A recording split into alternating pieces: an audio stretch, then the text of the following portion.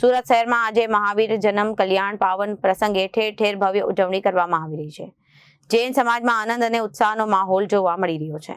આ અવસરે વહાલભરી વધામણી સાથે મીઠા મોદકની લહાણી કરવામાં આવી હતી। શ્રી જૈન શ્વેતાંબર મૂર્તિ પૂજક યુવક મહાસંઘ દ્વારા વિશેષ આયોજન કરવામાં આવ્યું હતું, જેમાં 1 લાખ લાડુનું વિતરણ કરીને લોકોને મોઢું મીઠું કરાવવામાં આવ્યું હતું। ઉલ્લેખનીય છે કે છેલ્લા 18 વર્ષથી સતત લાડુ વિતરણ કરીને આ પર્વની ઉજવણી કરવામાં આવી રહી છે।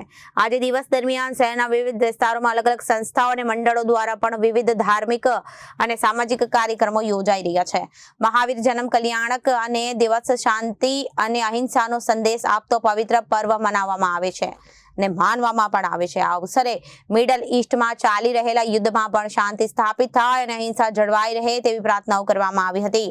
આ ઉજવણીમાં જૈન સમાજના અગ્રણીઓ, પોલીસ અધિકારીઓ સહિત મોટી સંખ્યામાં નાગરિકો ઉત્સાહભેર જોડાયા હતા।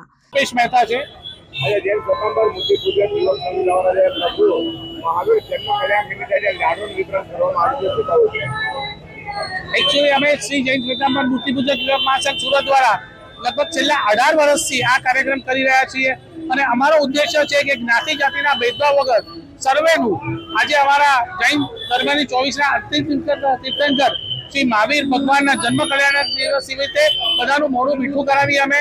અને આજનો દિવસ વિશેષ એટલા માટે છે કે એક તો ચૈત્ર સુદ 13 એનો પાવન દિવસ છે, પણ જ્યારે આપણે સમગ્ર વિશ્વ યુદ્ધના ઓથાર નીચે ભયમાં જીવી રહ્યું છે ત્યારે અમે સંદેશ આપવા માંગીએ છીએ કે જૈન ધર્મના જે પાયાના સિદ્ધાંત છે સત્ય, પ્રેમ, કરુણા, અહિંસા અને ક્ષમા, આ સિદ્ધાંતોને જો અનુસરવામાં આવે તો સમગ્ર વિશ્વમાં શાંતિ પ્રવર્તે છે। એટલે અમે અહિંસા અને ક્ષમા આ સિદ્ધાંતો સાથે અહીંયા સર્વે સુરતીજનોનું લાડુથી મોં મીઠું કરાવી। Reporter Arvind Rathod, Janadesh news, Surat.